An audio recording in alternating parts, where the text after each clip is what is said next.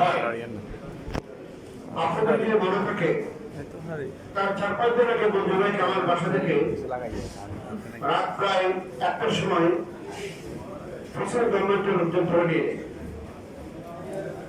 আন্দোলনের একটু শেষ পর্যায়ে মঞ্জুরকে বসাতে পারি। আমাদের পার্টি থেকে বলা হলো যে কোনো মূল্যে অবসরপ্রাপ্ত অফিসারদের পক্ষ থেকে ডিএমএসএস একটা মিছিল করতে হবে। আপনাদের যদি মনে থাকে 1 তারিখ 1 আগস্ট প্রথম যে মিছিলটা বের হয়েছিল এটা বিমানের পক্ষ থেকে আমার নেতৃত্বে ছবি দেখলে খেয়াল করবেন ফেরত পাঞ্জাবের পড়া গায়ে আমি একমাত্র অফিসার ছিলাম সেখানে, বাকি আসেনি। সাধারণ কিন্তু ছাত্রগুলি করেছে, ভারতকে আবার মিছিল করেছে, ভারতের মহাকালে ডিভিশন হয়েছে, ভারতের ডিভিশন হয়েছে। অতবার দেশের মানুষের মধ্যে একটা আলোচনা তৈরি করেছে সশস্ত্র বাহিনী ওই সরকারের সাথে নেই, অর্থাৎ সরকারের সাথে নেই, এবং আন্দোলনের সফলতা আমরা দেখেছি। সুতরাং এর কারো একক ভাবে যদি আমরা বলি একক কারো কৃতিত্বের নই, এখানে কেউ ইন্ডিভিজুয়াল কোনো মাস্টার মাইন্ড নেই। আমাদের সবার ঐক্যবদ্ধ প্রচেষ্টাগুলো এই সরকারের প্রদান করেছে। আমি অনুরোধ করবো সকল দল যাতে করে আমরা এক থাকি। এই সরকার যে পদক্ষেপগুলো নিয়েছে, সংস্কার করার জন্য যে পদক্ষেপগুলো নিচ্ছে, আপনার সংস্কারের সেই পদ্ধতিতে আমরা তৈরি আছি, সেখানে আলোচনাগুলো হচ্ছে। বাইরে থেকে দেখে বলা হয়েছিল সংস্কারগুলোকে আজকে বলছি কালকে করে ফেলা যাবে, এটা সম্ভব নয়। তারা শত শত প্রস্তাব এনেছে, প্রত্যেক প্রস্তাবনাটা আমরা আলোচনা করছি, আমাদের মধ্যে সেটা ডিবেট হচ্ছে, একটা ঐক্যমত গড়ে তোলার চেষ্টা হচ্ছে। আমি বিএনপিকে ধন্যবাদ জানাই। সর্বশেষ হলেও বিএনপি একটা উদ্যোগ গ্রহণ করার চেষ্টা করছে, সকল পলিটিক্যাল পার্টিকে সরকারের বাইরে এসে আমরা নিজেরা বসে যদি ঐক্যমতের নিয়ম জায়গাগুলো যদি একমত হতে থাকতাম তা পারি, যে সুযোগ জায়গাও আছে, তাহলে বিবেকটা দেখা যাচ্ছে মার্কেটে যে বৈষম্যতার কথা আপনি বলছেন, যে দীর্ঘের কথা আপনি বলছেন, আপনি সকল পলিটিক্যাল পার্টিগুলো যদি ঐক্য মতে যেতে পারে কোন কোন সংস্কারগুলো এখন দরকার, কোন কোন সংস্কারগুলো 3 মাস পরে করলে চলবে, আর কোন কোন সংস্কারগুলো পরবর্তী সময়ে নির্বাচনের সরকার আশা করে করবে। যদি আমরা একমত হতে পারতাম তাহলে কাজটা সহজ হতো, আবার সরকারের জন্য সেটা বাস্তবায়ন করো সহজ। দুর্ভাগ্যজনক বড় আমি বলতে হয়, আমাদের বন্ধুদের অনেকেই রাজনৈতিক মাঠে যে কোনো কারণে যে কোনো স্বার্থেই এটা করতে হবে দীর্ঘায়িত হয়েছে, যার ফলে সংস্কারের প্রক্রিয়াটা হাতে নিতে দেরি হয়েছে এবং নির্বাচনটা দীর্ঘায়িত হচ্ছে। আপনারা যারা এখানে আছেন, এলাকাতে আছেন, আপনাদেরকে অনুরোধ করবো এই বিষয়গুলো নিয়ে আপনারা যখন নিজের মধ্যে আলোচনা করেন, লেখালেখি করেন, বলাবলি করেন, অনুরোধ করবো সকল পলিটিক্যাল পার্টিকে এই মেসেজটা দেওয়ার জন্য যে আপনাদের মধ্যে ঐক্যতা সৃষ্টি করেন। আপনারা এখন তাহলে দেশ ঠিকভাবে চলবে। সুতরাং আমি আপনাদের মাধ্যমে দেশের জনগণকে, এলাকার মানুষকে অনুরোধ করবো যে বাংলাদেশ সরকার যেখানে দাঁড়িয়ে আছে সেখানে সঠিক পথে আছে, আপনি সেটাকে কখনো করেন। এবং দুটো তথ্য দিয়ে আমার আপনি বলেছেন যে ইলিগাল আর্মস এত বড় চলে গেল, আমরা ধরতে পারবো না কেন, কতটা গিয়েছে কিন্তু ধরতে পারবো না, তথ্য ধরতে পারবো অ্যাকসেপ্ট কত। আমি বলছি অ্যাপ্রক্সিমেটলি 5,818টি অস্ত্র খোয়া গেছে, অর্থাৎ জেলখানা থেকে গেছে, পুলিশের থানা থেকে গেছে, বিমান যাত্রা লুট গেছে। সেখান থেকে আপনি জেনে খুশি হবেন প্রায় আজকে পর্যন্ত 3,900 উপরে অস্ত্র রিকভার করা হয়েছে। 5,000-এর উপরে যদি অস্ত্র খোয়া যায়, আর এই সরকার যদি 3,000-এর বেশি অস্ত্র যদি রিকভারি করে, তাহলে তো একটা বিশাল সাকসেস। কিন্তু মানুষরা জানে না, কেন জানে না? সাংবাদিকরা যারা বসে আছেন, আপনি এই জিনিসগুলোকে হাইলাইট করছেন। সুতরাং যে সকল অবৈধ অস্ত্রগুলো অর্থাৎ অবৈধ বলতে বোঝাচ্ছি যেটা মানুষের নিজের লাইসেন্সহীন বা কেন আছে, এটা একটা চলমান প্রক্রিয়া। আমাদের আপনাদের দায়িত্ব আছে সেই তথ্যগুলো সরকারকে দেওয়ার জন্য। আমাদের প্রত্যেক বাড়িতে প্রত্যেক আমাদের এখানে বসে আছে, আমরা জানি আব্দুল রহিমের বাড়িতে অস্ত্র আছে, আব্দুল করিমের বাড়িতে অস্ত্র আছে অবৈধ। আমরা কেন নিয়ে এসে বলছি না? তাহলে সরকারের পক্ষে এই অস্ত্রটা উদ্ধার করা সহজতর। যাই হোক, আমি অন্য বিষয়ে গেলাম না। আমি আপনাদের সবাইকে ধন্যবাদ জানিয়ে আজকে আমাদেরকে এখানে এসে আমাদের পার্টির চেয়ারম্যান এবং অন্যান্য শোনার জন্য এবং আপনাদের কিছু সুযোগ করে দেওয়ার জন্য আপনাদের ধন্যবাদ জানাই। আমরা আপনাদের সহযোগিতা চাই, বিশেষ করে দেখাশোনা করার জন্য, সুপারভিশন করার জন্য আমাকে আমার চেয়ারম্যান আমি আশা করি আপনাদের সাথে দেখা হবো এবং ব্যক্তিগতভাবে আপনাদের সাথে কোনো সময় আমরা গিয়ে আপনাদের কথা বলবো এবং শ্রমিককে আরো কিভাবে উন্নয়নের জোয়ারে ভেসে দেওয়া যায়, যেটা আপনাদের আকাঙ্ক্ষা এবং মনের পক্ষ থেকে সেই প্রচেষ্টা থাকবে এবং যে আন্দোলন আপনারা করার কথা বলছেন পার্টির চেয়ারম্যান নিশ্চয় আমাদের সেগুলো সম্পৃক্ত করবেন এবং প্রধানমন্ত্রী মানুষ বাড়ির মানুষ হাজারের মানুষ আমি নিজে আপনাদের সন্তান সুতরাং কানে কেন তবে ফোনের কিছু কথা বলার সুযোগ থাকবে। এই বলে আজকে আপনাদের ধন্যবাদ জানিয়ে শেষ করছি। আসসালাম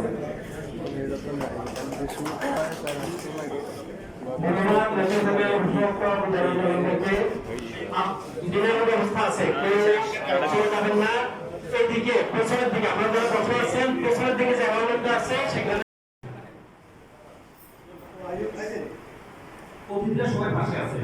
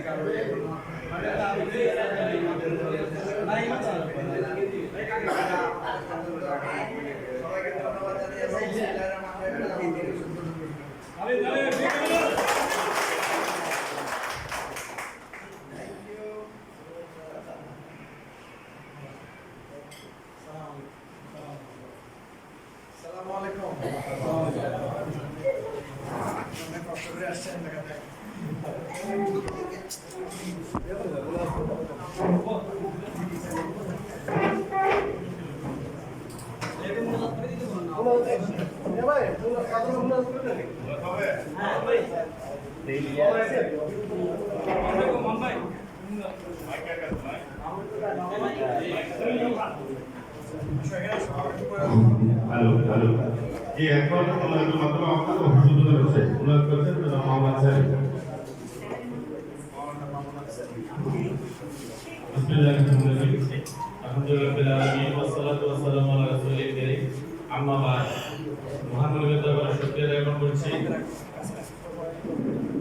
আমার বাংলাদেশ পার্টি এই পার্টির এই জেলার আজকে অভিযোগের আমাদের কেন্দ্রীয় চেয়ারম্যান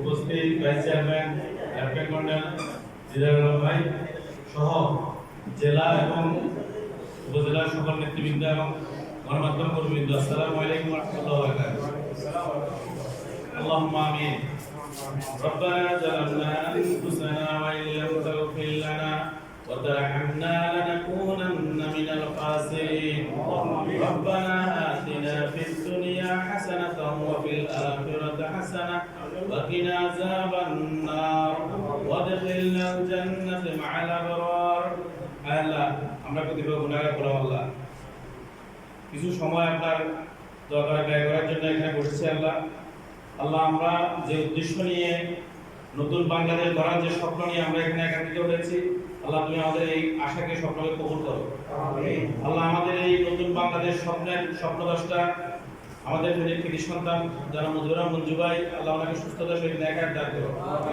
আল্লাহ উনি যে স্বপ্ন নিয়ে বাংলাদেশের তরুণ প্রজন্মকে যেভাবে এগিয়ে নিচ্ছেন আল্লাহ তুমি তার এই স্বপ্নকে বাস্তবায়ন করার তৌফিক দান করো বিহাক্কে লা ইলাহা ইল্লাল্লাহ মুহাম্মাদুর রাসূলুল্লাহ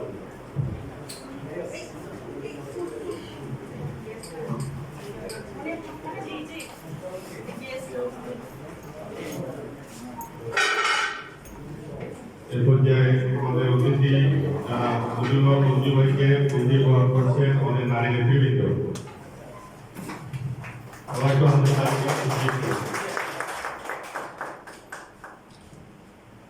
সম্মানিত সাংবাদিক বন্ধুগণ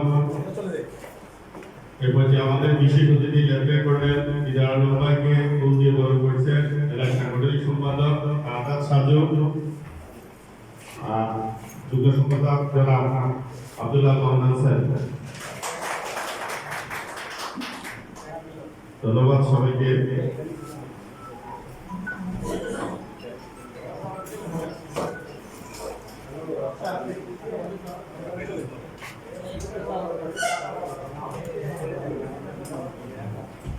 আমাদের অফিস উদ্বোধনী কার্যক্রম এখানে শেষ এরপর আমাদের আভ্যন্তরীণ প্রোগ্রাম ওয়ার্কশপ শুরু হবে আর আমাদের সাংবাদিক বন্ধুগণ যারা কষ্ট করে এসেছেন নিউজ কভার করছেন আপনাদেরকে আমাদের পার্টির পক্ষ থেকে আন্তরিক ধন্যবাদ জানাচ্ছি ইনশাআল্লাহ আপনাদের সাথে সন্ধ্যায় দেখা সবাইকে অসংখ্য ধন্যবাদ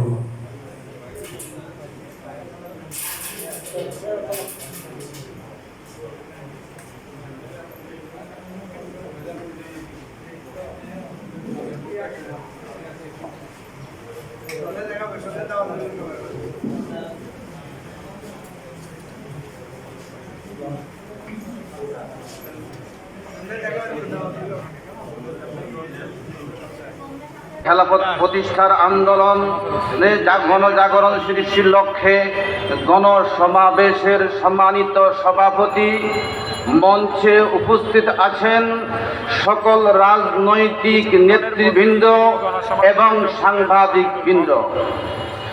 ইসলামের বিরুদ্ধে এই দেশে কোনো আইন পাস হতে দেওয়া যাবে না।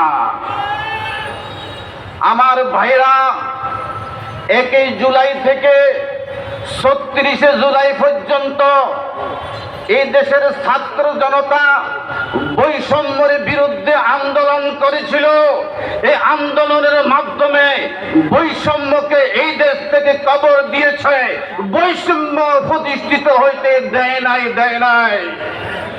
সম্মানিত উপস্থিতি, আমরা ইতিমধ্যে শুনেছি সংস্কারের নামে বাংলাদেশে কোরআনের বিরুদ্ধে আইন পাস করার ষড়যন্ত্র চলছে। এই দেশে 2013 সালে শাপলা চত্বরে কোরআনের বিরুদ্ধে যখন আইন পাস করতে চেয়েছিল তৌহিদি জনতা, এই দেশে গভীর রাত্রে তাদের তাজা রক্তকে বিলিয়ে দিয়ে কোরআনের বিরুদ্ধে আইনকে তারা রহিত করেছিল। বাংলাদেশে সংস্কারের নামে কেউ যদি কোরআনের বিরুদ্ধে আইন করতে চায়, বাংলাদেশে আরেকটি শাপলা চত্বর কায়েম হবে, কিন্তু কোরআনের বিরুদ্ধে আইন পাস করতে দেওয়া হবে না ইনশাআল্লাহ। এই কথা বলে আমার সংক্ষিপ্ত বক্তৃতা শেষ করছি। শাপলা চত্বরে গণহত্যার বিচার এবং প্রতিষ্ঠার আন্দোলনে গণজাগরণ সৃষ্টির লক্ষ্যে তিনি যেন যেখানে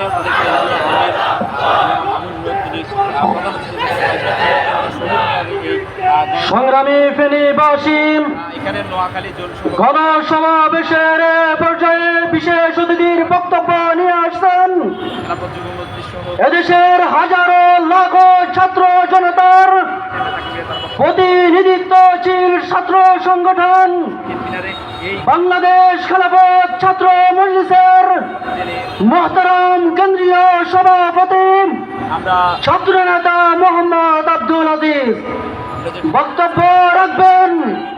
ছাত্র নেতা মোহাম্মদ আব্দুল আজিজ। তারা শহীদ মিনারে জড়ো হয়েছেন। দুপুর 3টার পর থেকেই এই শহীদ মিনার শুরু করেছেন।